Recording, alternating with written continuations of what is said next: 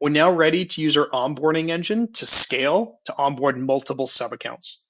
You would have already built a form here. You should have at least one in front of you that you can use for your agency sub-account. If you haven't done that yet, make sure you go back in videos, watch that, watch setting up your onboarding engine to begin with. We're going to now move into how you can use this for multiple sub-accounts. So to start off with, we're going to go to sub-account management. And just as long as we have a form built from this view, we should see the one base sub-account, but we should see all of our sub-accounts as well too. If you do not, we have the add sub-account button. Just fill out this information right here, sub-account, location ID, and then sub-account API key, or use the pull location button if you are a pro user and you have an agency API key. So you have I believe it's a $497 a month plan, then you'll have that button that appears right here.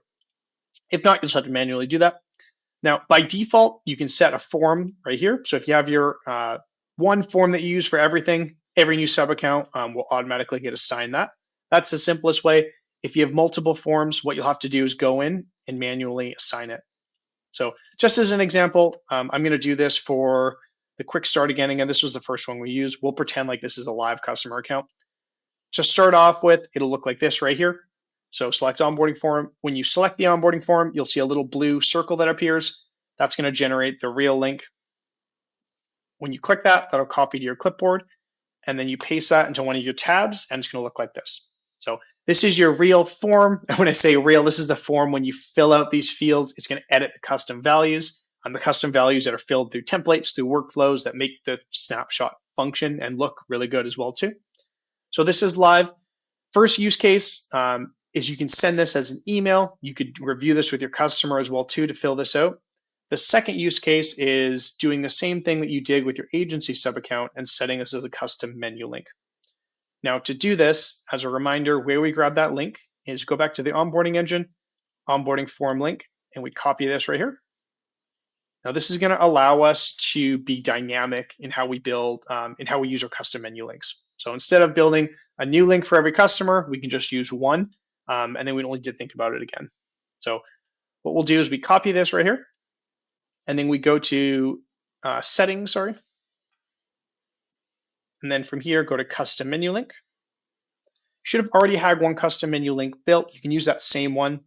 Just go into edit, and then again, if you're doing this for the first time, you'll add this in, paste this, and this is the same thing that we just copied. And then you have two options. You can set it for specific sub-accounts. So I'm going to set it for this to begin with. Now, if I do this, it'll just show up for that. Or number two is you can do show to all accounts. Now, the show to all accounts is simplest. It just means that every sub-account will see this form. The one downside to this, doing show to all accounts, is if you haven't assigned it in the onboarding engine, you're just going to get a little error message that pops up. And I'll show you that as an example right now as well too. So I'm just going to hit save. Now what I'm going to do is I'm going to go to an account that I know has not been assigned. So this account right here in the onboarding engine, I've not assigned it. If it hasn't been assigned to a form yet, you're going to get this message right here. So the remedy to this, if any account is going to this here and they can't actually fill out this form, they see this feature is not currently active, it means that you need to go back to your agency view, go back to extended dash, and then in the onboarding engine, and then sub-account management, one of these accounts is going to be set to select onboarding form. Now, whatever account that was, just as long as you make sure that it's assigned, that message is going to go away. Besides that, that's how you use the onboarding engine at scale. Lots of customizability options on that, and best of luck. Thanks a lot.